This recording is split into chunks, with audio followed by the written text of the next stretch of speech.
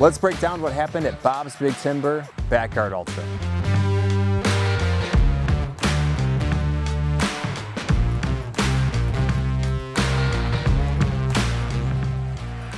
So this race was held in Ohio at a really nice farm type area, and there were two different courses that we went on. There was a day course, which consisted of the first mile and a half, super hilly terrain, and then it started to flatten out a little bit with some hills here and there. But that first mile and a half, just about everyone was walking, and then from there, getting into a jog the rest of the laps. And then the night course was really nice.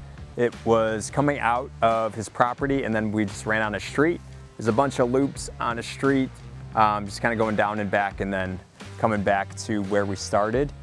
But yeah, heading into the race, we got there about a day early, got our tent set up as first come, first serve, so we want to get a good spot.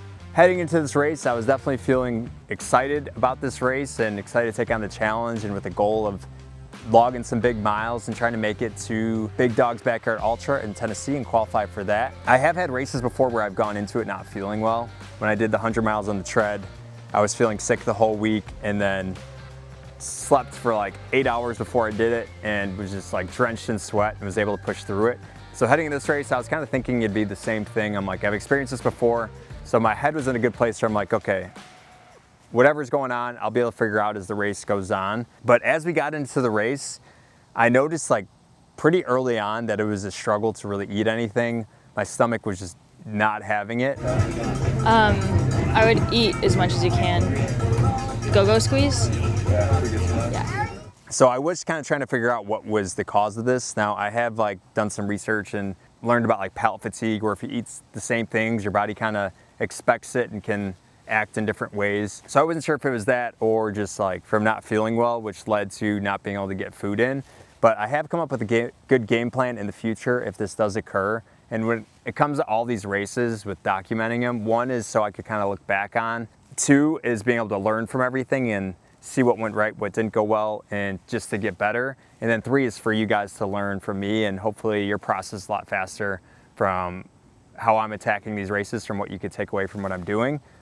But for this race, yeah, definitely food was not going down. Everything was kind of upsetting my stomach. I was trying things that I usually try, like Tums, anti-diarrhea, and my stomach was just not handling anything too well. So as the race went on, started off, tried to eat what I usually do, tried to do a bagel, couldn't really get that down, tried to do a bar, couldn't really get that down. So I stuck to mostly liquids throughout. I did a bunch of these go-go squeeze applesauces to get some stuff in, and I figured at some point this is gotta go away. But I was just taking it one lap at a time, staying super focused with what I was doing. I did learn some strategies in the future if this is something that was just this stomach issue, of how to be able to still get calories in, or what approach to take after talking to my coach. And he said what would be a good game plan would be to not eat anything for a couple loops and be able to clear out my GI and just throw up everything and kind of start from scratch, or just take in less too, which may sound kind of crazy, but instead of what I was drinking, 500 milliliters of Gator Endurance an hour, maybe take it down to 300, 250, 200, and just take in less and stick to more gels throughout. So definitely have that in my head in the future if it is something that's just stomach issue based. So if you're ever in a race and you face that, you could try that out too. Now I haven't tried it yet to know for sure how that affects me, but from what I've learned from him, that's what has worked for him. But yeah, as the race went on, day one, it was raining a ton.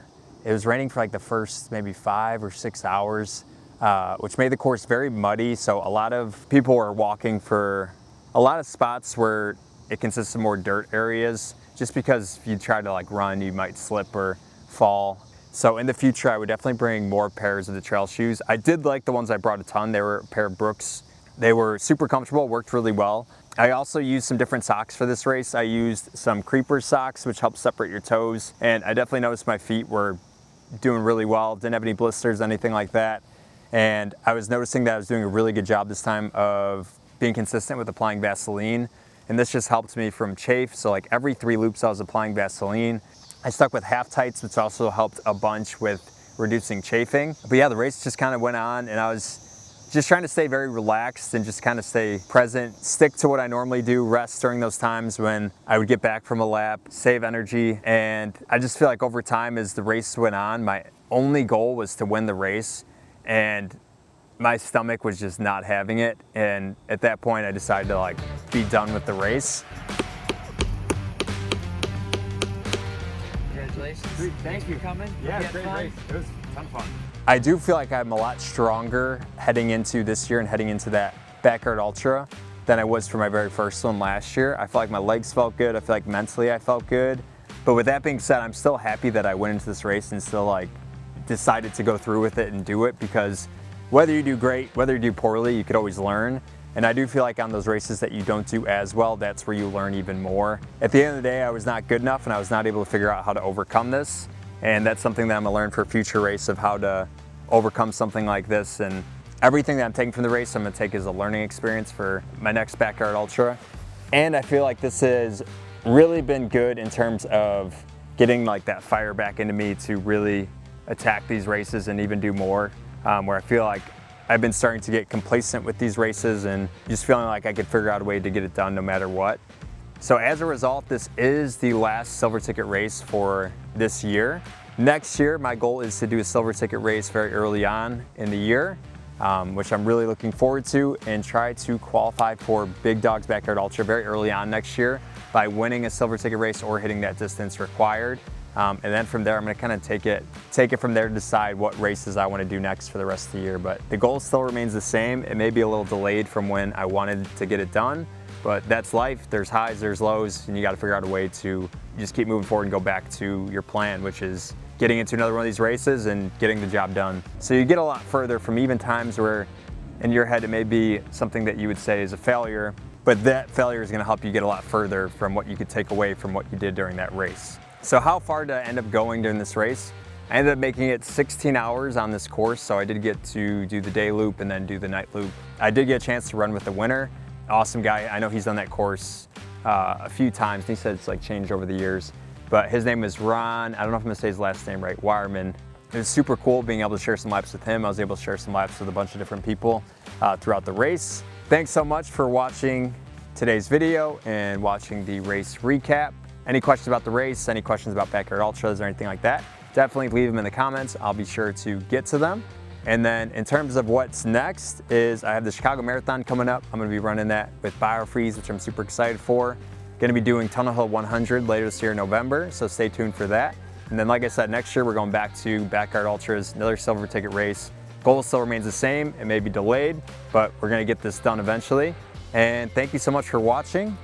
And if you enjoyed the video, if you could give a like and stay tuned for more content.